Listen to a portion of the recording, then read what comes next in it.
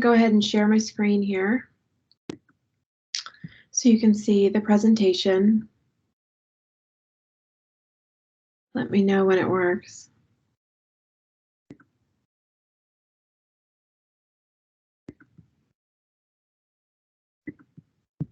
Got your screen up. Just need to pull up the, yeah, okay. There we go. Yeah.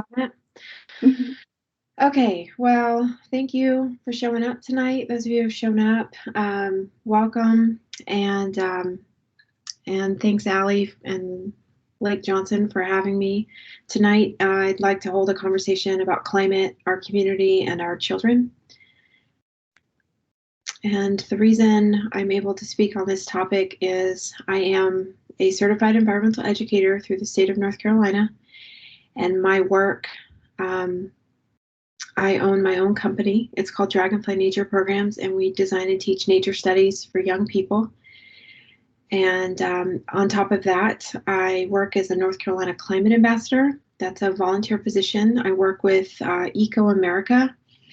Eco America is a nonprofit, nonpartisan organization that is trying to further the conversation about climate change in government agencies, local communities, and they do that through 3 different programs. The program I work through is Path to Positive, and the Path to Positive program is more for just community leaders to be informed on climate change and then be able to discuss that with neighbors or, show up for conversations like these.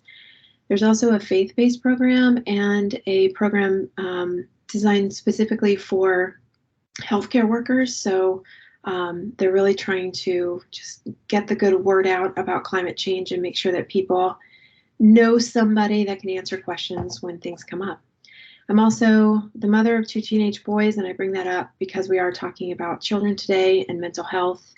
And so I come to you as a teacher, as a mom, as a climate advocate, and this conversation tonight is kind of the intersection where all those pieces of myself kind of intersect, and I get to bring all my areas of expertise in and lend that to you all. Our time together, I want to identify some local effects of climate change. I don't think we'll have time for all 4 of those. That was the plan, but just for the sake of time, I'll be cutting that short because I also want to talk about the impact climate change is having on children's mental health. This is all done from research, so I'm not making this up. This is a research report that I will give you all access to.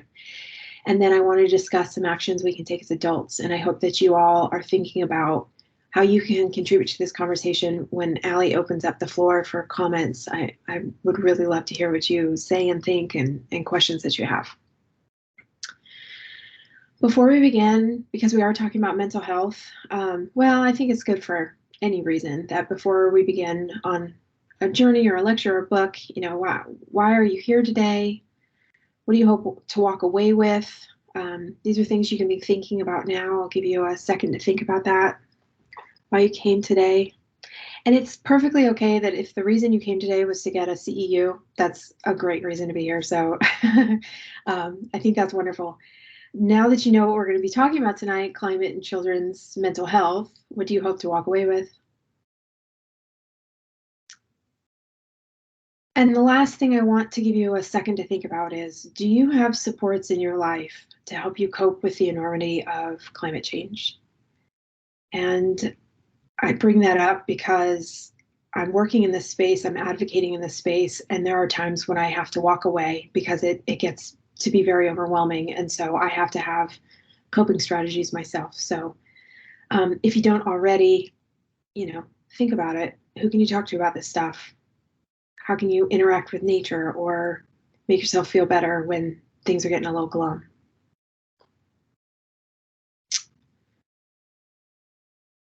Okay, so we're going to start, like I said, with some concrete facts about climate change. So where are we today on climate change?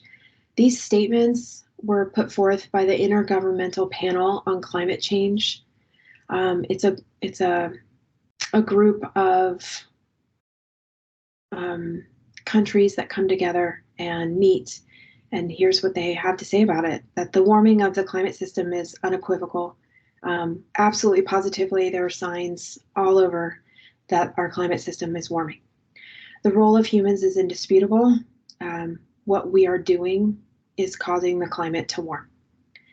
Atmospheric concentrations of greenhouse gases have increased to levels unprecedented in at least the last 800,000 years.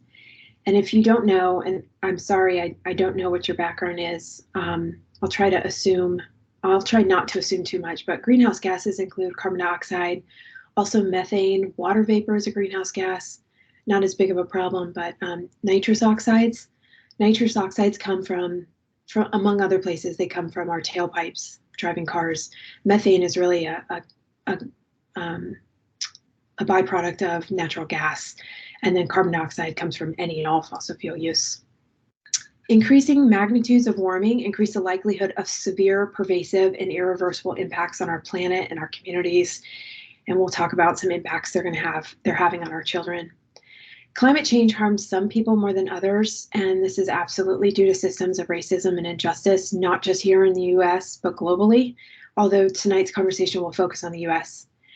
And the overall risks of climate change impacts can be reduced by limiting the rate and magnitude of climate change, or in other words, the rate and magnitude of the use of fossil fuels that are putting the climate pollutants into the atmosphere in the first place.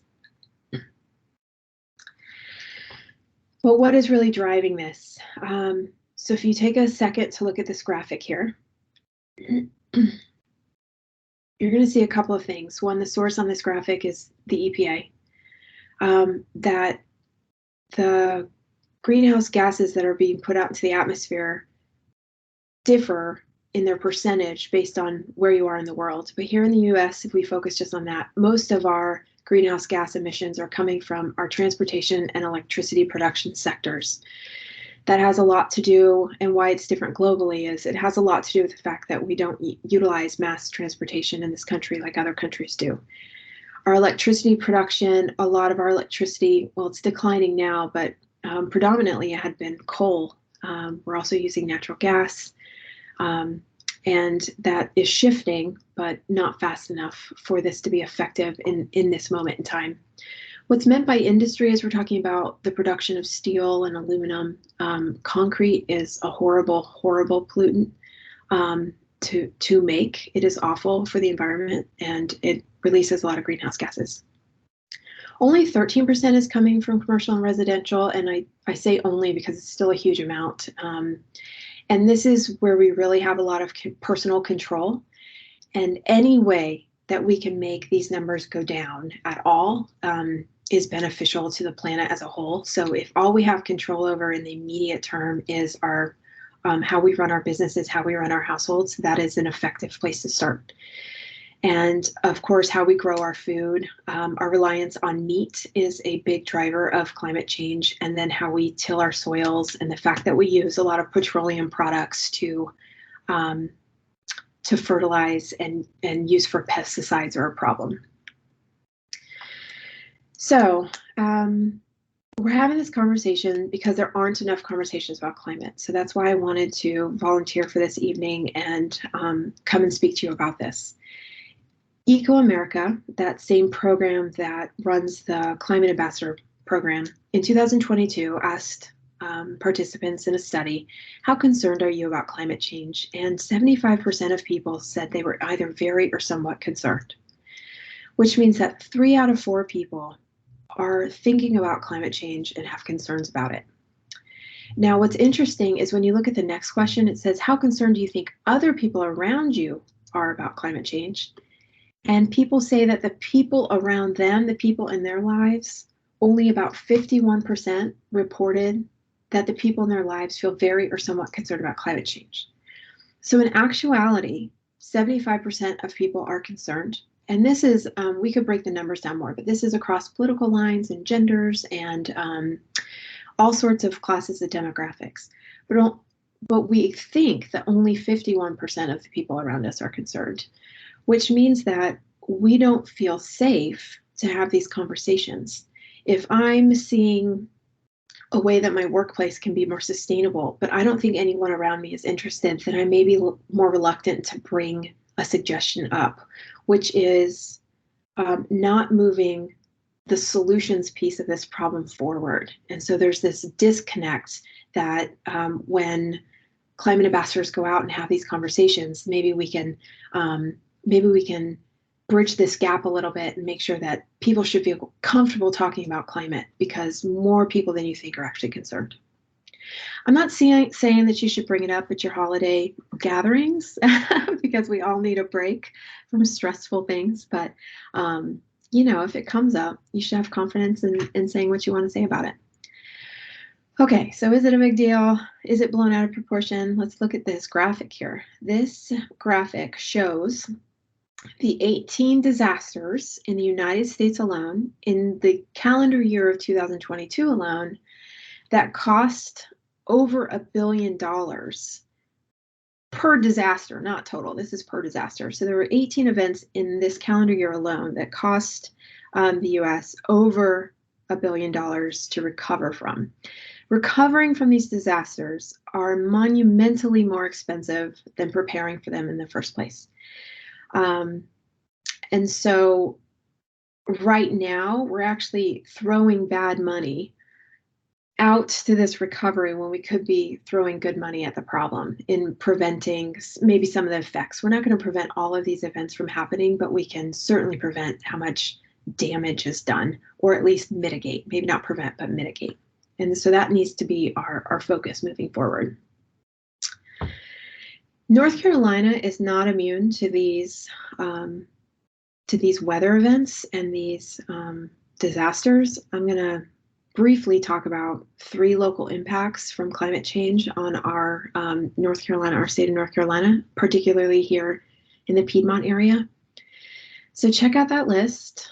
Those are climate-related, weather-related, severe weather events that have happened in the last year alone in North Carolina.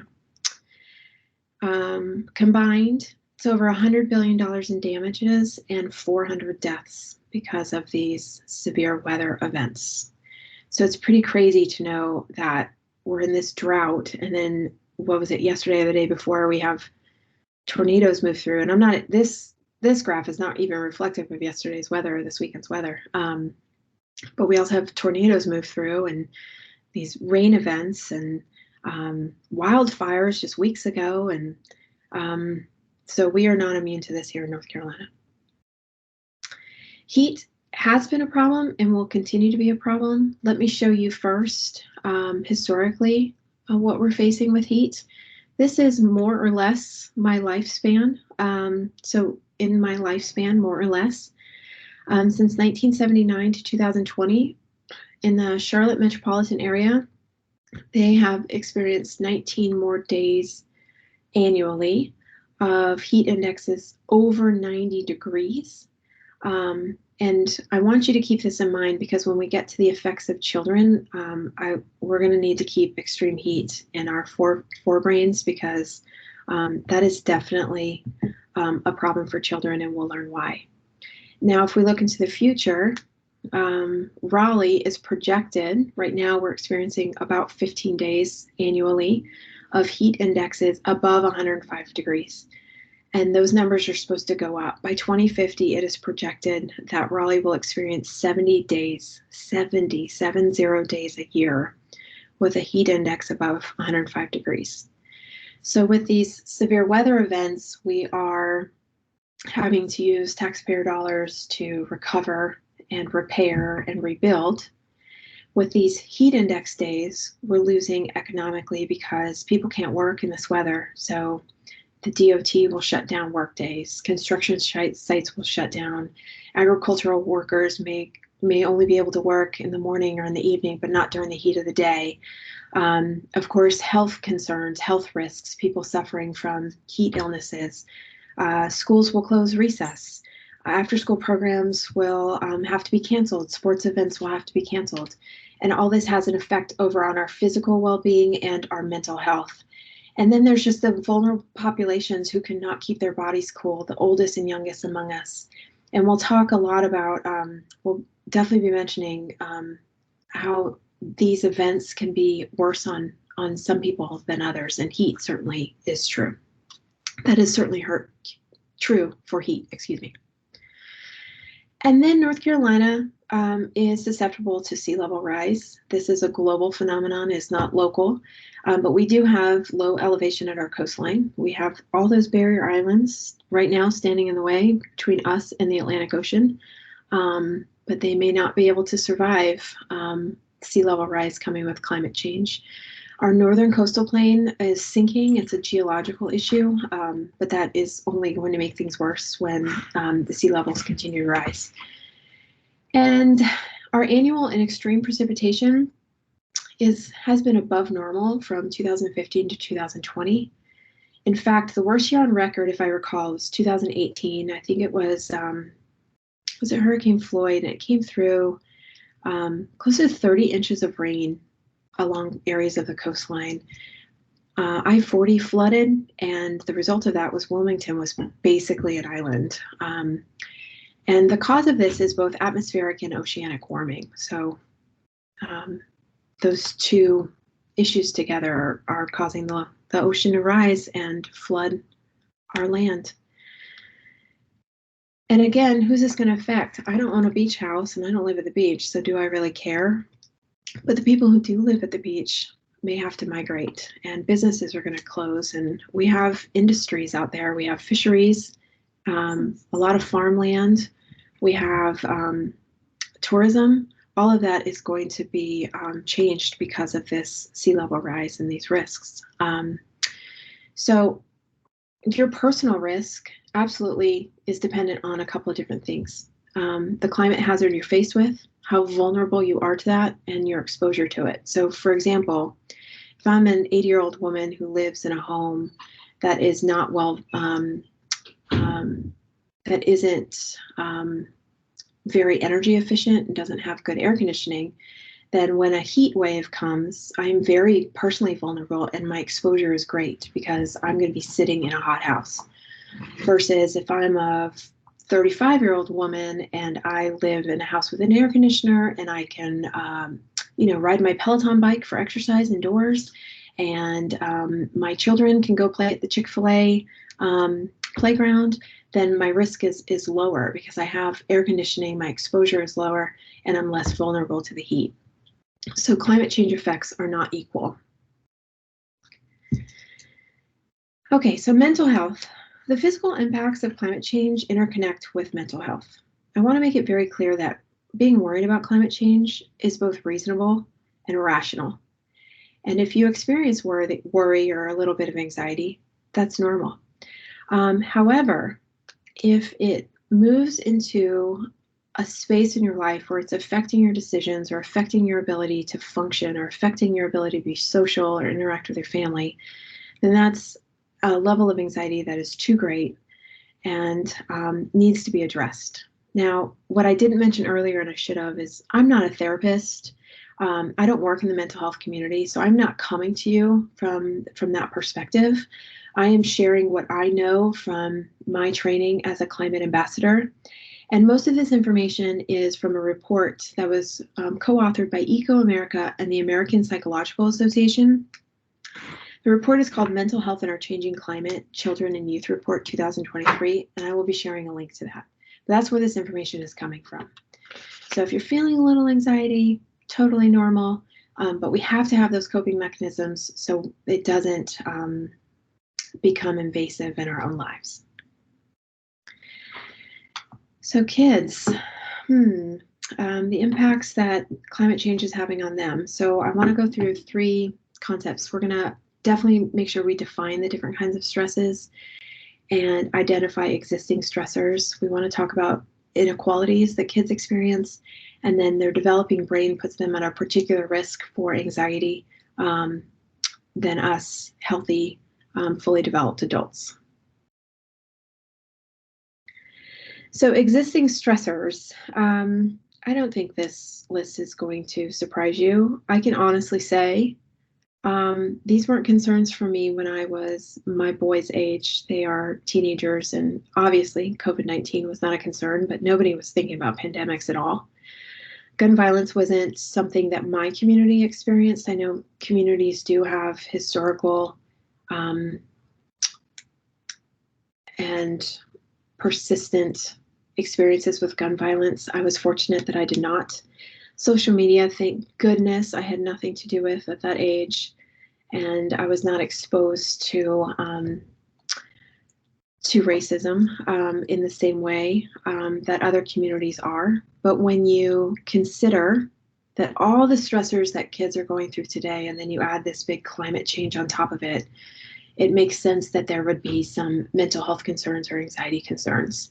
And so we as parents have to be aware that this is true for them. And not just parents, but as teachers and coaches and trainers, and whether you're an environmental educator and you're doing non-formal programming with kids you just see every now and then, or you use the same kids every day as a classroom teacher. Just being aware of this and makes you more of an ally in their life. And the reality is, when I was a kid, we should have been talking about climate change because the science was known. But we weren't in that space. So now we're in this disaster zone space, and now we're talking about it when really we should have started talking about it 40 years ago. This should have been a concern, something we could have addressed when I was a child. Okay, so what types of stress are we talking about? There are acute stresses and chronic stresses. Now, acute stresses are, in any case, irregardless of climate change, acute stresses are those that are immediate and have an immediate impact. They're usually, they happen quick, they're over quick. And in the terms of climate change, we're talking about weather disasters. So this could be, there's a cold snap moving through the state, the grid fails, so you're in a house with no electricity and no heat source, and that's a weather disaster you have to cope with. It could be a tornado moving through. Versus a chronic stress, which is a little more long-term, a heat wave, drought, exposure to poor air quality is absolutely positively a chronic stressor that affects adults and kids, but the focus today is on children. Okay, so I've mentioned it, I've alluded to it, climate change will not impact all children the same as it doesn't impact all communities the same, all countries the same. Children are in this category as well. Some children are growing up economically disadvantaged. So what does that mean in regards to climate change? Well, if their family has to evacuate, do they have the means? Do they have a car? Do they have savings to spend on this unexpected travel? Do they have savings to come back home? Do they have insurance? Do they have the right kind of insurance or enough insurance? Do they have health benefits through their job? And then their job is lost. Are they paid hourly or by salary? Because if they're paid hourly and they physically can't work because the store is flooded and they have to evacuate their family, this is a bigger problem than somebody who has a salary job. They can take their computer and clock in at work and get some work done, even if they had to evacuate to their mother-in-law's or something. Communities of color experience inequalities in regards to climate change, among other things. Structural discrimination policies like redlining has meant that communities of color are segregated, meaning they're in neighborhoods that are either more vulnerable to damage. Let's say they're closer to a water source, closer to a flooding, or the community doesn't have trees. The difference between a neighborhood with trees and a neighborhood without trees can be as high as 10 degrees Fahrenheit, which means that people in those neighborhoods without trees would have to run their air conditioners higher, which is more expensive.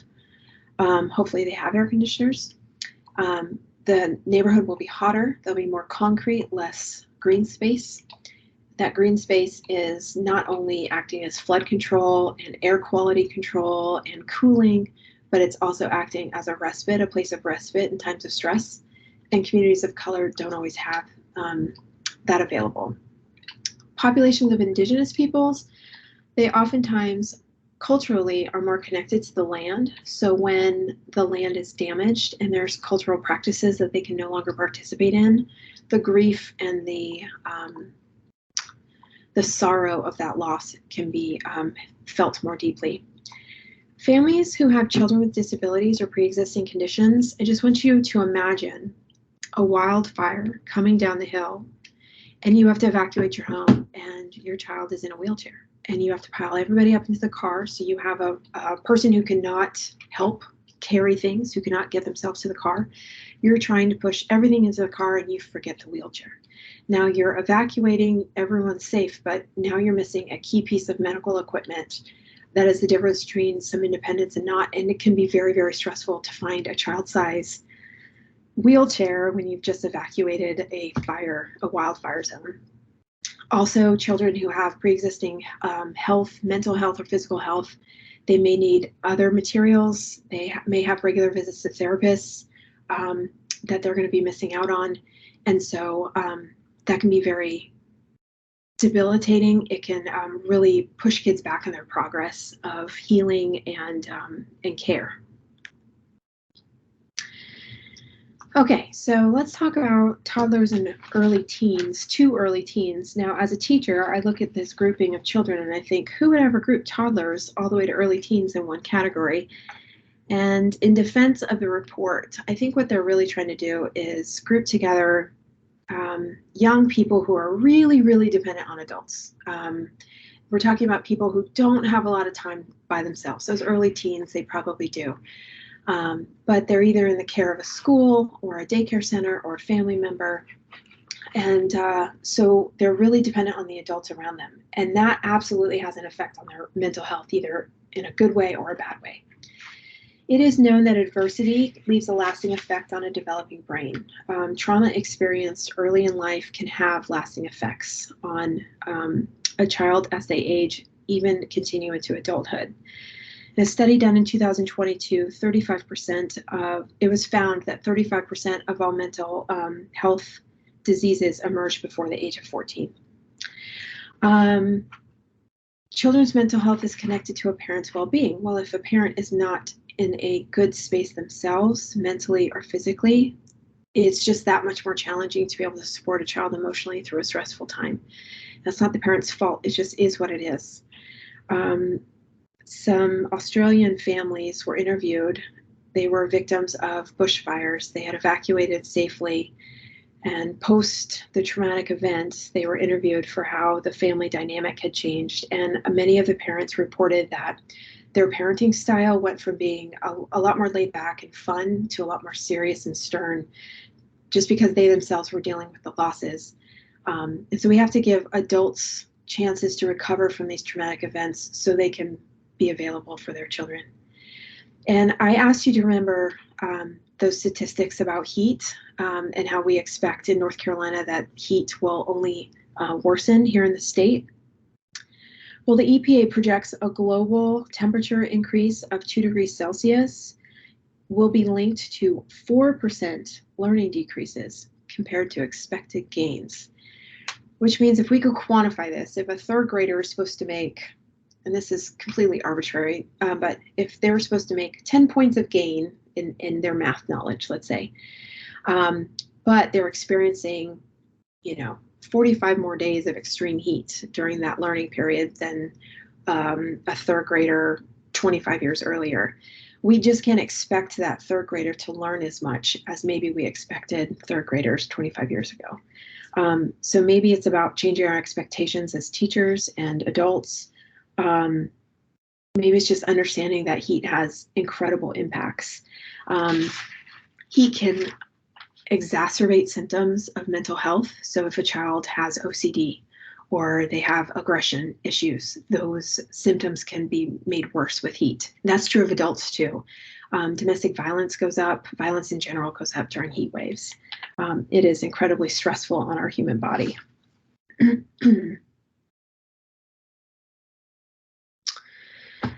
So teens to young adults, I believe these guys were clumped together separately than the last group because they are seeing themselves independently. They can take care of themselves more independently, maybe not totally without adults in their lives, but certainly they're moving in that direction. They're also seeing themselves in the larger scheme. They're creating a worldview, and they're trying to figure out, how do I fit in there? If it's as simple as, where do I go to college, and I'm hearing about sea level rise, am I really going to pick a college on the coast? Is that a concern of mine? Do I want to have to evacuate from a hurricane in the middle of October? That might be something they're considering as they're making these life choices for themselves. Also, teens know more about climate change than the earlier group of people because they're learning about it in school, but they have access to social media and news. And maybe they're getting good information, maybe they're not, but they're getting the information they're getting. And then they're processing it with still an immature brain. I mean, teens and young adults are still developing neurally. They do not have fully developed brains yet. And so they're still going to have a harder time processing information than a healthy adult counterpart would. We do know that teens and young adults experience more anxiety about climate change than adults over the age of 30. And that may have to do with the developing brain, or it may just have to do with the fact that they're going to be younger and in the prime of their lives when a lot of climate disasters and climate effects are really going to be impacting the globe. I'll be an old lady. They're going to be the doctors and the therapists and the teachers dealing with this, and the parents dealing with this. Teens are still very sensitive to disruptions in school, disruptions in their social networks. They definitely can feel family stress, and they know when a family's financial situation is stressed. And so, how they process that, how they take that on has everything to do with the things we've already talked about. What's their identity? How do they identify culturally, racially? What neighborhood do they live in? What school do they go in? What supports do they have from the adults in their lives? The quote here from Britt Ray says, young people worldwide may be experiencing profound moral injury as a result of inadequate response to the climate crisis. And moral injury is the concept that these children are feeling left down. For lack of a better way to explain this, they see that the world is on fire, and yet they don't see anyone running with buckets of water to help. So they know what's going on, they know what's wrong, and they don't see adults actively engaging, like on a large scale. And they can't figure out why, because there's no real good reason for it, honestly. And they know that. And so it's hitting them in a way that it isn't hitting other groups of people. The solution to this, says Britt Ray, is institutional courage, meaning that institutions have to act even if it's not in their immediate best interest. So it might be expensive, it might be inconvenient, it might be hard, and yet we have to do it anyway. I put a picture of this young lady on this screen for a reason. If you don't know, that's Greta Thunberg, and she is the Swedish activist. She is a young adult now, but her activism started when she was just a young teen. And if you don't know her story, she started to learn about climate change when she was about 8 years old in school. And she went into a full-blown depression because of it. And so that climate activism was a result of her depression. And I love her for her work, and she has inspired millions, and she has gotten this conversation going. But I hate that she had to go through that experience to get to the place she was in. She didn't see adults running with buckets of water, and she really took it hard. I'm going to read a quote to you by a young woman. Her name is Ada Crandall, and she's an organizer with the Sunrise Movement. If you haven't heard of that, it's a climate movement led and organized by young people. She says, as a teenage climate organizer, I am sick of being told that I'm inspiring. Placing the weight of climate crisis on young people like me is not only unjust, it is a guarantee of failure for the movement. I don't just want people to be inspired, I want them to join me. It's a huge burden that we've put on these young people. Greta will save the world. Ada is going to save the world. They shouldn't have to. We're the adults in their lives. We're supposed to be taking those burdens on for them. And it is affecting their mental health. Okay, so what are we supposed to do about it? And this is the space I try to stay in. When I say call to action, what I mean is, what do we have control over? What can we personally do? And it might be small, but it's worth it. And if a kid sees you doing it, all the better, because they need to see all the people in their lives responding to make them feel safe, to know that this is a problem and people are on top of it. And so, yes, climate change is a problem for me, but I don't feel threatened by it because I feel like there's a lot of people working on it. That's the way we need to make people feel. And we can make them feel this on a lot of different levels. For instance, system level solutions. The most profound thing we can do for a child is meet their basic needs. And what I'm talking about is food, water, housing, safety. And if they have those things met, then their ability to handle stress is better. They are more resilient. And so when there is a weather event or a heat wave, their ability to handle it properly, I don't want to say properly, in a healthy way, is just going to be greater. We need policy changes that make meaningful impacts on how much greenhouse gas we are putting out in the atmosphere. And this is a federal, state, local, these are college campuses, these are our schools, anywhere that policy, my HOA, can I have a garden in my HOA in the front yard? Can I have a rain barrel? Those policies matter for the environment, and simple changes to existing policies can go a long way. And there needs to be community planning. We need to admit as a community here in the Triangle, whether it's Raleigh or I live in Holly Springs, that climate change is going to affect us. We are going to experience more flooding. We're going to experience more days of heat. We're going to experience more droughts. How do we, as a community, shore up our resources to make sure that as many people as we can keep safe are safe? We need to have emergency service plans. How do we communicate emergencies? Do we have heating centers and cooling centers when temperatures are out of control and there's just people who don't have access to heaters and air conditioners? Fact of the matter is, a child's well-being is built on a foundation of stability. And if our communities are not stable, if institutions are not stable, the children will not feel stable.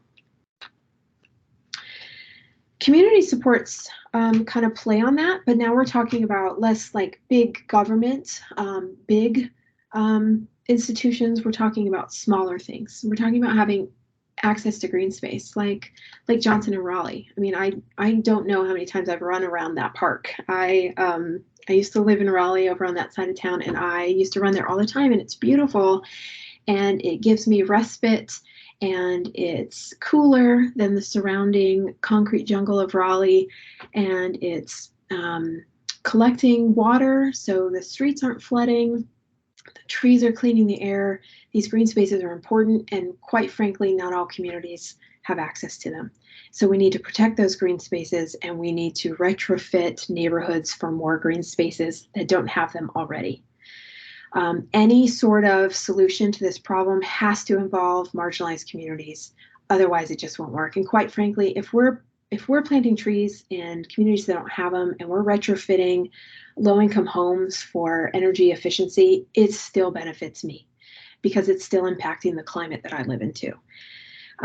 We need to give kids opportunities for action. So either this is going to programs at city parks or county parks, doing junior ranger programs at national parks, Eco Explorer programs. There's lots of free things to do. My work with Dragonfly Nature programs, we do after-school programming called Citizen Naturalists, and it gets kids outside and thinking about these issues. And we mentioned climate action plans, and that can be for smaller communities as well, not just big government plans, but smaller as well. Think of even just a senior living facility. Do they have emergency plans for flooding? Are those in place? There's just schools. Do we have, smaller communities, smaller groups of people that we're responsible for? Now, schools and childcare centers play a huge role in this because so many kids spend so much time at school, maybe sometimes even more than they spend at home. So the physical environment, is there a play space that's natural, that isn't, rubberized? That's essentially what we're doing to playgrounds these days. We're putting rubber down. Are there trees? Is there a garden? Are there rain barrels? Do the kids get to interact outside? I think of like free range chickens, they have access to the outdoors, but do they utilize it? These schools, they have these big playgrounds, but are they really spending time outside? Because more time outside actually benefits learning outcomes too. Schools and childcare centers should be modeling environmental responsibility the best that they can. This is how they use materials, how they process their waste. Do they have composting? Are they encouraging families to bring reusable water bottles so they don't have to use plastic disposable cups? Are they doing projects with recycled goods? Are teachers encouraging, like take that poster board we used for the last project, turn it over and use the back? I mean, why are we buying new things here? Are we doing, are we collecting crayons for recycling to be recycled at the end of the year? And then curricula should include environmental education at all age levels in all subject matters. And that would require training, but also in the meantime, making use of people who are already working in this space. So hiring or asking, park employees to come out to your school, or taking the kids on a field trip to Lake Johnson. And so they can have access to those experts in environmental education. With Dragonfly Nature Programs, it is our personal, we proceed through curriculum. Pretty much kids younger than grade 3, we're not really talking about environmental issues. We're teaching ecophilia, or to love the environment, because people who love the environment want to protect it. So maybe we're raising those people to naturally want to protect the environment. That's our plan anyway. Once they get 3rd grade and older, then we start to introduce concepts of climate change and issues with the environment. But before that, it's all fun, it's all love. And then families are hugely important for more than just climate change issues, right? Younger children need guidance. They need age-appropriate, honest conversations. They need their questions answered. Parents can be bringing this up and just, let's put this in the compost bin, or let's walk down to the pool so we don't run the car because it's within walking distance. Those are very natural ways that you can bring up sustainable practices without harping on any environmental disaster or like climate change. Is just a lot for a kid to take, but them knowing that people can walk and not use a car is a very important strategy for overcoming this problem, and it embeds it into their daily living. We want to lead by example, so they want to see us do the recycling. We want to buffer the messages that they're hearing, and that's buffering maybe their social media time or the news that they're hearing. We absolutely have to take care of ourselves, because like I've mentioned before, if we're not stable ourselves, then it's very hard to support them and encourage them to be stable in their emotional regulation. Older children need to be acknowledged. So there was a study, and I skipped it before, but about 40% of kids felt dismissed when they brought up climate change to adults in their lives. And that's not helping their anxiety levels. We need to be honest and realistic with them about the problem. We need to be helping them develop coping skills so they can process this on their own. We need to involve them in solutions. So as a family, what should we be doing better? What do you suggest? And maybe it's meatless Mondays, and then you as a parent, you have to commit. That's what they want to do. So they're going to help you cook a vegetarian meal. They're going to look up recipes. Involve the children in the solutions. And the fact of the matter is, there is a monster under the bed, and that monster is climate change. And we can't just ignore it and say, no, there's no monster. Oh, just close your eyes. It won't get you. There is a monster. They know it. And the best thing we can do for them is show them that we're acting on the information we have available to us. Because then they will be made to feel safe, because the people they love in their life are working towards a better future for them. Positive solution-oriented messaging from adults is the most effective way to minimize mental health impacts associated with any problem, I'm going to guess, but climate change for sure. All right, so I don't know how you're feeling about all that. It can be pretty stressful. So being mindful about how this makes me feel and if I want to stay in this space or if I need a break. That's very important. I recommend that with all problems in life, but certainly with climate change, that we focus on what we can control, even if it's little, even if it's just a meatless Monday, then do it. Once you get that under control, you'll find that there are other things that you could be doing. Focus on the positive and absolutely feel good about the small steps you're taking, because they make a big difference when a lot of people do them. Here is, if you want a copy of the report, that QR code link will get you there. And I'll give you a second if you want to pull up your phone. It's called Mental Health in Our Changing Climate, and it's from Eco America, so I'm quite certain if you Googled it, it would pull up pretty readily. And before we open up Q&A, I just want to throw out this slide. If one of your strategies, your steps in the right direction is, to become a climate ambassador, there are free trainings. In fact, they just updated the training here in North Carolina. So it's very streamlined. You can do it at your own pace. It's a great group of people to be involved with, very hopeful. Everybody's moving in the same direction. We all want the same thing. We're very encouraging. And so it's great to have that professional community to be a part of. Okay, so I'm gonna hit this beautiful stop presenting button there. And I don't know what that does for y'all. I don't know what you see. Allie, your face. You can see me again. Yeah. Okay, and I don't see anybody right now. Maybe you'll pull up here in a sec. Yeah. Well, no one's cameras are on, so. Okay. All right. Thank you so much. So I would like to open now for the Q&A period. So if anyone has questions for Rachel, you can either use the chat function or feel free to unmute yourself and ask verbally.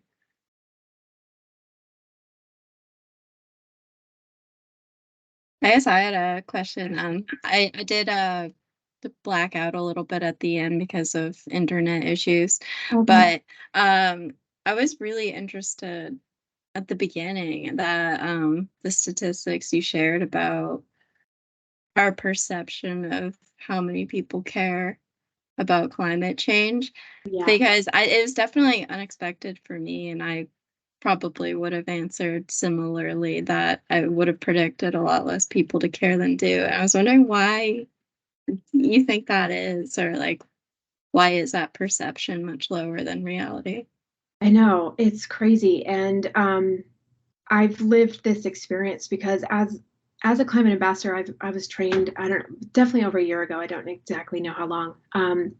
And before that, I've been in the space for a long time. I didn't have an official role, climate ambassador, but I had to definitely grow in my confidence in bringing up climate change, because I felt the same way. Like, nobody really wants to know about it, but people need to know about this. But I found in my personal experience, it really is about 3 out of 4 people who will have this conversation and not try to dispute it. Why? I think it has to do with the politicalization, instead of politicization, of climate change. And the fact that it's happening is not political. Maybe how we solve it and maybe how different states respond to it could be political. So it's just become this really taboo topic, when really it's a scientific topic. But actually, when I was going to say vaccines, but you could bring vaccines up, and that's very political too. You could consider it's just science. It's just healthcare, but it's also very political. So I think that's not helping. There are definitely lots of people who make a lot of money off fossil fuels, and they don't want you to know about this stuff. And, so there's these big echo chambers of anti-climate rhetoric, and it's just too easy to fall into our silos. And then once we get there, we're safe. And so this is my lived experience, but I've just grown in confidence to be able to kind of shrug that off. And when people don't want to talk about it, we just don't. So I don't push it. And so hopefully I'm not offending anybody, but nobody's told me I have. So That's interesting. So it's like a minority, but it's just a very loud minority, A very I guess. loud minority. Yeah, the numbers were really low. Yep, on that don't care side of it, they were actually really low. Yeah, Robert was also asking if thought politics come into it. So it sounds like it. Does And anyone have any other questions? Oh, sorry. What were you going to say? well, I was wondering, I can't see anybody. I don't know what happened to my computer, but so I have no idea who's here and how many people are here, but is anyone interacting with children in this space? Are you having conversations about climate? How's that going for you? Do you feel like you have the resources and know-how to be able to work with kids in this space? I mean, I can speak from working here at Lake Johnson just a couple months ago for our Eco Explore program. We had our climate change like mission badge. So it's really interesting in working at a nature park, being able to have those conversations with lots of different ages, and they're all coming from different backgrounds and neighborhoods and everything. So definitely, I think we tend to target more of the ecophilia side of things, as you mentioned. But just because I feel like the climate change conversations end up happening at a slightly older age than we target. Yeah. Yeah. Yeah, we've got in the chat. Robert says we discuss it when talking about weather and climate in 7th grade. I teach about the differences between climate and weather, and Katie says my own 8-year-old asks about it. Yeah. Mm-hmm. Yeah. And they're hearing about it at school. I just think it's incredible, and I want to leave everybody with this thought. Basically, what I got from reading the entire report, and I absolutely encourage you to read more about it if you're interested, but what I really got is kids are anxious. I mean, a traumatic event is a traumatic event, right? So that you're going to have lasting anxiety about that post traumatic stress syndrome or disorder. But most of it is just not seeing enough adults engaged. And so little ways that we can start talking about it. We're afraid to talk about it because we think people don't want to talk about it. And the kids need us to talk about it just so they don't feel so isolated. So the solution is as easy as engaging in our own lives and being vocal about it enough. Not in a, I'm an eco warrior and the rest of you aren't sort of way, but in the, I'm trying, I'm imperfectly trying. And that's enough to ease some tension for kids. And I think that's really powerful and should be the message moving forward, that little acts can really ease a lot of tension and anxiety that maybe we didn't even know kids were having. Absolutely. Yeah, definitely. I think it's important to be able to let kids know that they are able to and like should be safe to talk about difficult topics. Absolutely. And how they feel about them. Yeah, absolutely. Do you have any other questions for Rachel before we wrap up?